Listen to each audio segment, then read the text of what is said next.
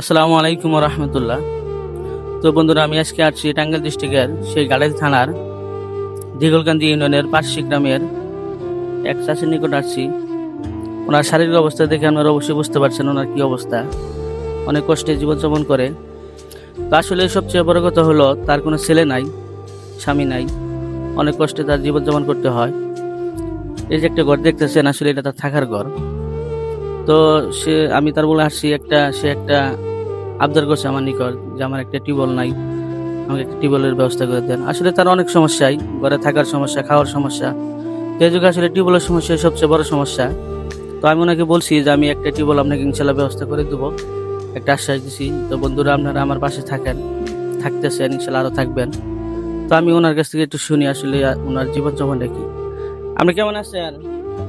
বলেন, কথা বলেন। ভালোই আছি। ভালো আছেন? আপনি কি প্রয়োজন বললেন? প্রয়োজন বলছি। টিউবওয়েলের প্রয়োজন? হ্যাঁ একটা টিউবওয়েল দিলে কোনো খুশি হবেন? হ্যাঁ, খুশি হয়েছি, খুশি হই নাই, খুশি হয়েছি। দোয়া করবেন আমাদের জন্য। সবাই নিকে দোয়া করে আনন্দ আচ্ছা, ঠিক আছে, ইনশাল্লাহ আমরা চেষ্টা করবো, ইনশাল্লাহ ওনাকে একটা টিউবওয়েল অবশ্যই দিব। তো আজকে আমি আসছি আসলেই অনেক খালি হাতে আসছি, অন্য জন্য কিছু নিয়ে আসি নাই। তো আমার পক্ষ থেকে এই যে 500 টাকা নেন, কিছু খাবেন আপনি। আলহামদুলিল্লাহ। বন্ধুরা, আপনারা সবাই সহযোগিতা করবেন, ইনশাল্লাহ আমি যেন অতি দ্রুতই তার টিউবওয়েলের ব্যবস্থা করে দিতে পারি। আসসালামু আলাইকুম।